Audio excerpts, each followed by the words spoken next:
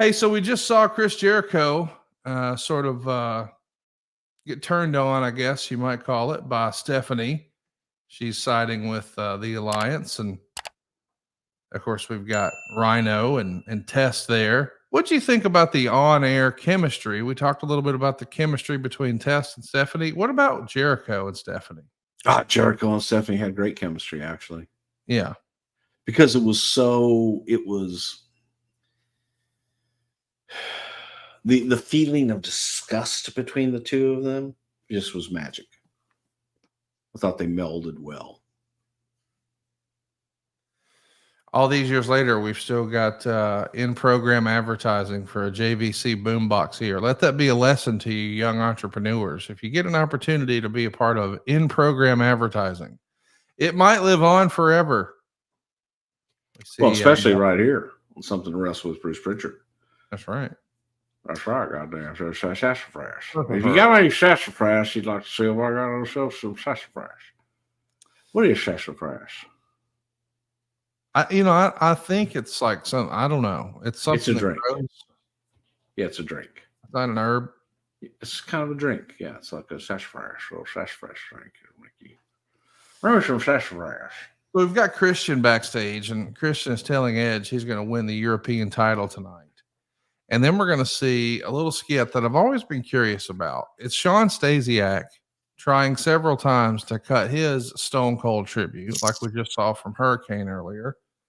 And he keeps stumbling over his words and starting over so many times that the director just gives up on counting the number of takes that it's required to get this done.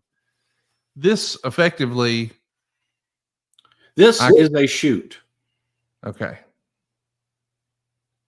Tell us about it. It's okay. Trying to produce Sean was probably one of the most difficult things that any producer or director would ever encounter. You give him a few words, and Sean just was horrible is the nicest thing I could say. And so we just ran tape. It was just keep going. And it got to the point where it's like, I got 2 minutes of shit, but it's all horrible. So we just played it, cut it together and played it. But yeah, Sean was, there was famous way back in the early 80s, man, Bob Backlund coming out of a TV for Victory magazine. And I think Bob took 96 takes. So wow. Everybody took more than 3 or 4 takes. We always go Bob Backlund take 96. Then it became, Sean Stasiak take 52.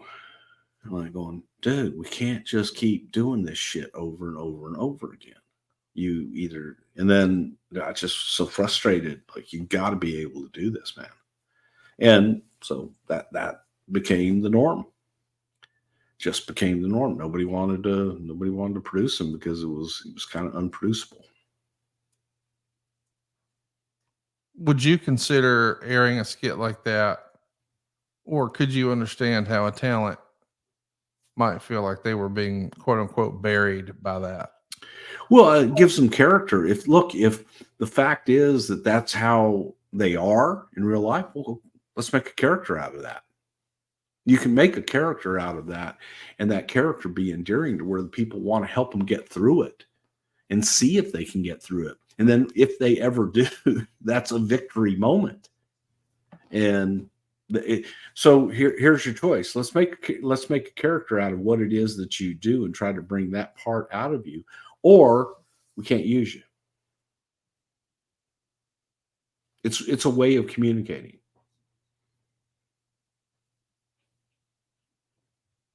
We can't use you. Well, if you can't talk, what are you going to do with them? You can't talk. You can't cut promos. You can't do this to be able to communicate with the audience. That was a way of giving them character. If you're boring and you have no real personality, and that's his personality was one that he stuck his foot in his mouth all the time anyway. So enhance that personality. We just saw a plug for WWF Excess which was going to be a wrestling talk show. Maybe originally it was a call-in show where you're going to have guest superstars and divas. It's originally hosted by Coachman and Trish Stratus. Later, Stratus was replaced by Terry Runnels. What can you tell us about this XS experiment? Just always looking for new programming and more. There's just more programming. It's more is more, and having more opportunities to have our stars and to interact with the audience. So just whatever we could do. So you saw the match set up earlier in the night, and now it's going to happen. Lance Storm versus The Rock. Who were big Lance Storm fans on the creative roster? I'm sure somebody felt like this guy's gold. They did? No, I'm just saying if you're writing a variety show and you're going to have one of everything, I could see, well, you want a straight man in some of these scenarios. Lance Storm probably checks that box, but then the bell rings, and pretty damn good bell to bell too. I just assumed that he had to have some sort of proponent on the. I think if you want to have a great match, I think Lance was your guy. But Lance, where Lance struggled a lot of times again was the connection with the audience, and Lance, whenever you would give Lance an opportunity to be a character, an opportunity to do something, outside of the box and a little bit more. For example, the Un-Americans, it was looked at as an opportunity to have an old-fashioned heat-seeking anti-American heel group that the participants were afraid of the heat, didn't want the heat. And for an old fart like me, it's man, I love the heat. I wanted the heat. And this was kind of the beginning of people not understanding that it's a work, and not understanding that the character that you play on TV may not necessarily be the person that you are. And if you go out and you get heat, that's a good thing. If you can get people to pay money to see you get beat up, that's a good thing. But I think that, Lance in between, in the ring, I think Lance was excellent. Unfortunately, the audience couldn't connect with who he was. And even being that straight-laced, the straight-laced, straightforward guy with no emotion, they just couldn't relate to it. So, but I think that his ring work, excellent, absolutely excellent.